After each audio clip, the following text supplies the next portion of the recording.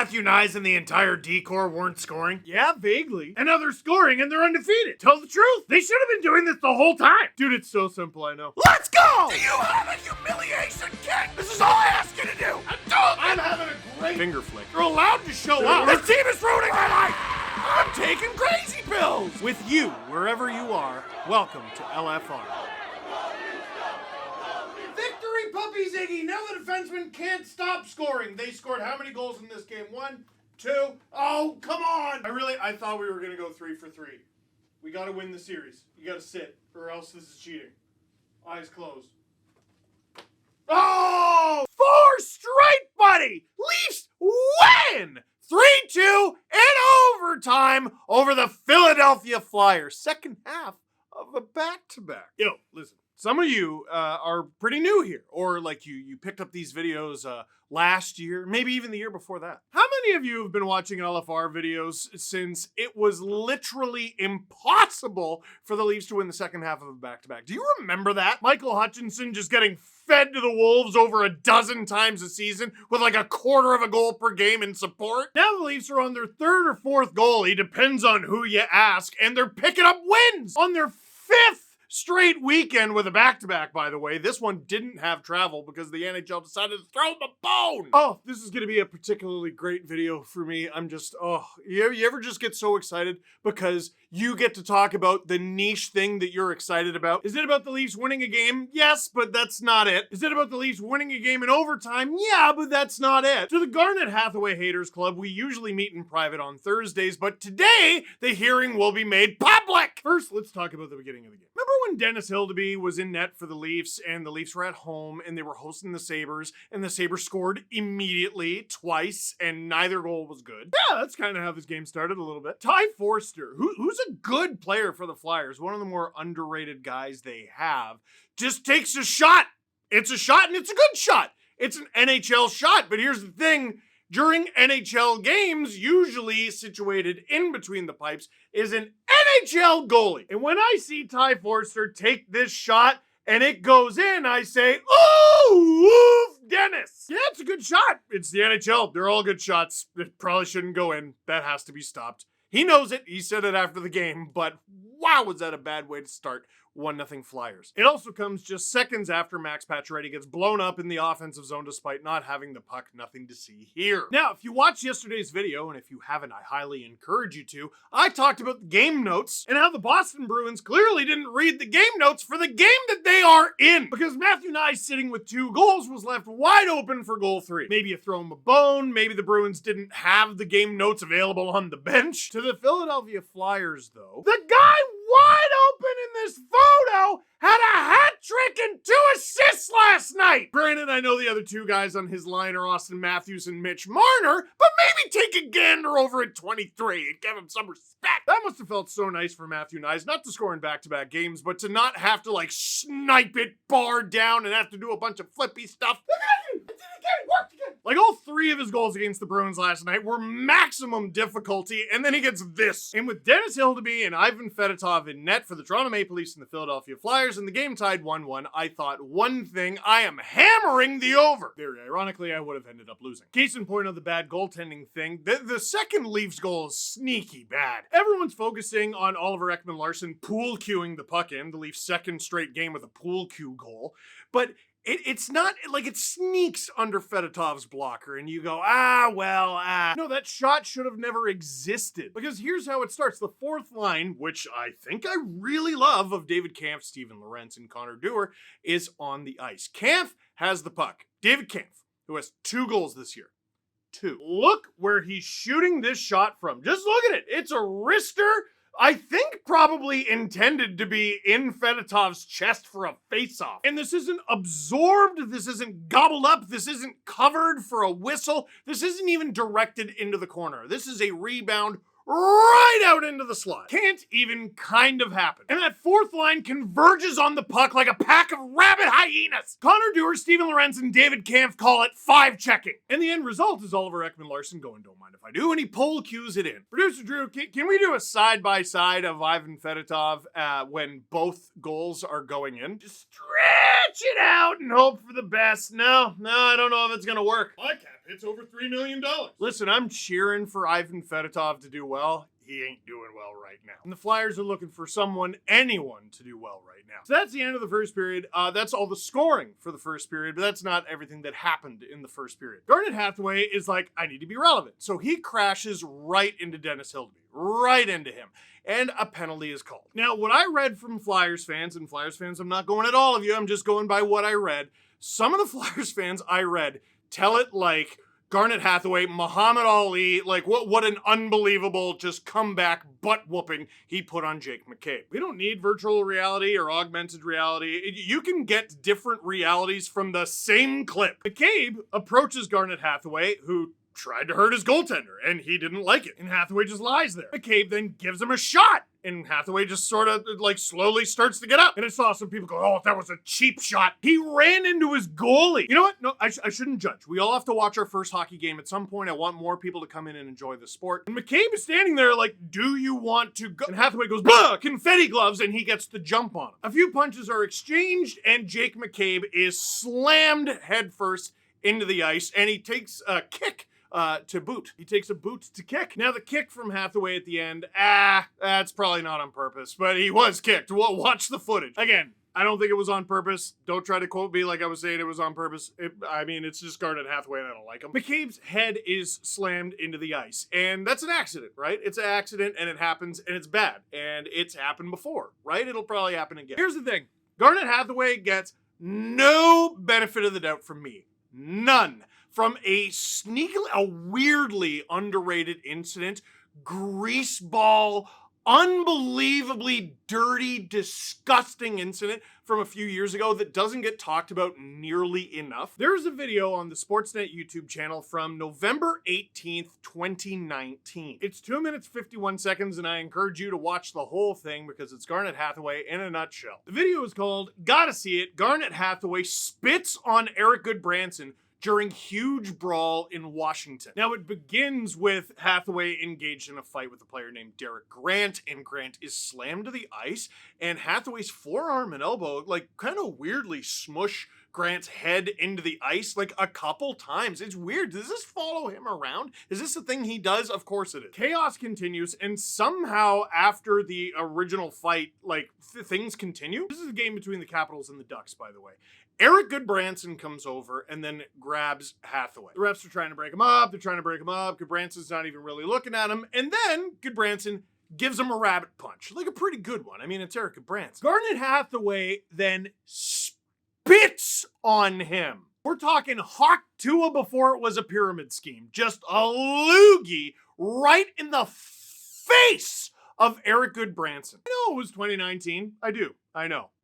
Who does that? The answer is the dude who had 16 points in 66 games that season. 12 in 40 this year. That's a higher pace. But let's be fair, Garnet Hathaway is not all bad, Leafs fans. Because at the 2023 NHL trade deadline, the Washington Capitals traded Garnet Hathaway to the Boston Bruins in exchange for Craig Smith, a first-round pick in 2023. That ended up being Easton Cowan, by the way. A third-round pick in 2024, and a second-round pick in 2025. That hasn't even been picked yet. So this dude cost the Boston Bruins a first, a second, and a third before contributing exactly 1 assist in 7 games in their most humiliating choke in franchise history and one of the biggest chokes in NHL history. And for that, I thank him. I hope Jake McCabe is okay. That's probably a concussion, and he's already had one of those. I hope he recovers quickly. He's such an important part of this team, but for Garnet Hathaway, it will always be boo and hiss who spits on a guy. Anyway, the Leafs are up 2-1. We like that. Good news is the Leafs would score again in this game. The bad news is we would have to wait until overtime because the Flyers tie it up in the second period, and this is just a mess of a play. Morgan Rielly is drawing a lot of the ire here, and I don't love his coverage of Scott Laughton, who ended up banging in the goal. William Nylander is the reason any of this happens, though. Cannot handle the puck along the boards, cannot get it out of his zone, ends up chasing Sean Couturier, who's on the 4th line nowadays, by the way, cannot catch him, and that's how the Flyers score. We forgive William Nylander for his shortcomings, which are getting fewer and fewer as the years go by, and because he scores 1 million goals. He still has 1 million goals. This season, he could still win the Rocket. But it's not just that he hasn't scored for 6 games, it's that he looks terrible. Like, it's not just the defensive lapses. I'll watch him have a shift and I'll be like, oh, okay, he looks okay. And then I'll see Marner get out there and the pace difference is unbelievable. I'm not trying to make excuses for William Nylander because he might just be playing terribly. Who knows? But in years past, he's been a part of the Leafs organization for a long enough time, and we've watched his games for a long enough time, that this guy goes through streaks where he's sick or overcoming being sick and just doesn't say anything about it. He just keeps trucking. Like, one thing you have got to give William Nylander a ton of credit for is his durability. He so rarely misses games. That's why at the beginning of last year's playoffs, we were all like, what the heck happened to Willie? But I watch William Nylander playing right now, and I can't help but think of John Tavares for like a week or two stretch at the beginning of the season. He was so bad. And then it was like the second he recovered from it, he was unbelievable, playing some of his best hockey as a Leaf. Now, with the game tied 2-2, something interesting happened that I didn't think was going to happen based on the first period. The goals stopped. Now, for the Leafs, the shots basically stopped. Did you see the 2 goals you got on Fedotov? Take a couple shots is what I was going to say. But look at that. 20 shots against 25, 30. Dennis Hildeby is playing pretty well and having to make a few big saves to boot. He got a few big blocks. I really like Philippe Myers' game in this one. 2 guys really stepped up in McCabe's absence. Well, obviously, Chris Tanev really stepped up. He was unbelievable. But 2 more depth guys. Simone Benoit was playing basically with Tanev, which is a wild upgrade for Benny. And, I don't want to say, I'm trying to compliment Benny. He's not Jake McCabe. He was throwing hits out there and doing the most. He had a really good scoring chance, actually. But Philippe Myers was a lot more the strong, silent type, a good presence in the defensive zone and blocking shots. I didn't always love Hildeby's positioning during this game. He was a little wild, but he's still 6'7", even when he's being wild. And he stopped the rest of the shots for the rest of the game. No goals in the third period. We go to overtime. I thought this was a clinic from Morgan Rielly. Matvei Michkov, he's having an unbelievable season for the Philadelphia Flyers. He's right in the Calder mix. He has a bunch of power play goals, and he already has more than one overtime winner. He's coming in one-on-one on Morgan Rielly, and he's thinking, I'm going to score this. I love the confidence on the kid to try the move. He tries the spin. Morgan Rielly stays with him, and it's not that great of a shot. Puck is directed into the corner, and John Tavares is able to yeet the thing all the way down the ice to Austin Matthews, who just hopped on in favor of, I believe it was Max Domi. Now, it doesn't matter because Matthews has Travis Sanheim right in his face. And unless Matthews goes one-on-one against Travis Sanheim, I think the Flyers have this under control. Here's the problem. John Tavares is out there. He just passed the puck up the ice. He's got Noah Cates on him. Matvei Michkov is in the Leafs' corner, not paying attention. He's probably anticipating or hoping that Cates is able to get the puck off of John Tavares, but like that ship has sailed and he doesn't react quickly enough. Morgan Rielly, on the other hand, goes, oh, realizes the opportunity in front of him and darts. Cates is not going to catch him. Morgan Rielly is away. Now, this could be one of those things that ends up being a derby where the Leafs take it, they shoot, they don't score, puck goes the other way, it's an odd man rush for the Flyers, and then it either continues or it doesn't. Matthews hits a streaking Morgan Rielly, and Morgan did something that a lot of players struggle with. He didn't pass it back to Austin Matthews. That was 1,000,000% the right call. And, well, I mean, we know that because he scored. You're going to pass to Austin Matthews, right? Why wouldn't you? He's one of the best goal scorers in the world. What are the odds that pass gets through to Austin Matthews? What are the odds the pass is accurate? What are the odds the pass hits his stick? What are the odds he scores the goal? What are the odds that you get picked off and the puck goes the other way and all of a sudden it's a 2-on-1 and Michkov is there? And more importantly, you are not. Not to mention, behind the play, Tavares was swapping off for Marner, I believe. Can you imagine the puck goes the other way? Hey, Mitch, welcome to the ice. Go save the game, please. Again, all respect to Fedotov, that guy came into this game with a sub 880 save percentage. Shoot it! Morgan Rielly with a dart. Finally! Scoregan Rielly with the game winner and his reward for scoring the overtime winner. After the game, during his press conference, he got to actually stand in the presence of Jesse Blake, a privilege that most men would kill for. Congratulations to Morgan. Truly an incredible night for him. Questions? Not a question, but a congratulations to the Flyers for playing an almost blemish-free, clean game. Real bunch of gentlemen and scholars over there. Full marks. Not sure if the last time we saw only one power play in a game. Anyone else? Yeah. Wasn't it like last week or like 2 weeks ago the Leafs played the Islanders and neither team took a penalty? It was crazy. Yeah, no, that was not a 4 penalty game. And it definitely wasn't a 3-1 penalty game. I can't remember who hit him. It was probably Simone Benoit, Owen Tippett in the third period.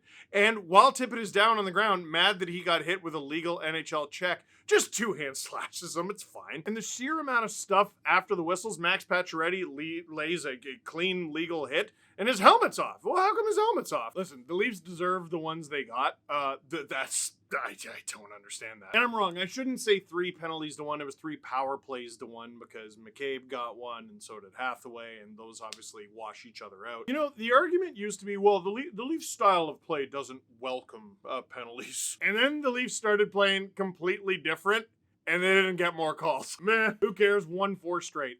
Does 2025 have the passion? Oh, most definitely. I spoke to 2025 over the phone and they told me absolutely. I'm not crying, you're crying. How it started, how it's going. And it's Morgan Rielly hugging Austin Matthews back when they both played for Team North America. I forgot that was a thing. And there he is during the OT winner tonight. God, I love them! Do you think we see Benoit Tanev together as a pairing at some point, especially if McCabe misses time? Thought they looked pretty good out there together, especially on the PK. Yeah, so this is pretty interesting. Let's assume Jake McCabe misses at least a few games, right? They have a bunch of games this week. I think they play Tuesday, Thursday, Saturday, and then they don't have a back-to-back. Oh my gosh! They also don't play another Sunday until February 23rd. Weird. So, all right. They had a lot of funky pairings in this game because they only had 5 defensemen, and you have to. Connor Timmins, I have to assume, is going to get into the lineup next game. So what do you run? Rielly, Meyer. Oh boy. Okay. I wonder. See, if you put Timmins in, you have, is it 3 righties? Yeah, you have 3 righties with Myers and Timmins and Tanev, and then you have 3 lefties, Rielly, OEL, Benoit. If you try to create the least amount of disruption to your lineup possible, you have Rielly and Myers, they stay together. Then the bottom 4, I kind of think you can interchange a little bit. I mean, you would think Tanev and OEL could play some pretty good hockey together, don't you? I guess the biggest problem is that was the Leafs' shutdown pair. Those were the minutes they played. Those were the assignments they got from Berube. McCabe being out, to me, completely changes the way these guys are deployed. Oh boy, that's given Benoit a lot of minutes. OEL maybe doesn't really do that anymore, but he has in the past. So OEL, Tanev, and then you got Timmins, Benoit, which is a pairing I haven't really loved. You could call someone up and put them in place of Timmins, but like Timmins has done a decent job penalty killing this season, and with McCabe out, you need that. If you do split up Rielly Myers, you do Rielly Tanev. I think that makes a lot of sense, and then I guess you would do OEL Myers, Benoit, Timmins. Myers, Benoit is kind of interesting, but then that leaves you with OEL Timmins, and I don't know if that's a great idea. Listen, there's no way to slice it. Losing McCabe sucks. This is a good one. Thoughts on the team halfway through the season? Dude, I cannot believe it is only now halfway through the regular season. It's been 41 games, but there's 82 games. That's so many games! Dude, they keep winning. They keep themselves in this Atlantic Division mix in first place, a chance to potentially have home ice throughout at least the first couple rounds. Eyebrows raised. Hopefully that is relevant in the spring. Here's what's great. The Leafs have done so well, and a lot has actually gone wrong. Matthews has missed a bunch of time. McCabe has already missed some time. Stolarz was one of the best goalies in the NHL, and he's missed a bunch of time. Guys have gotten sick. Guys have gone through unbelievable slumps. It's so rare that we've seen this entire team click at the same time. Like right now, they've won 4 straight.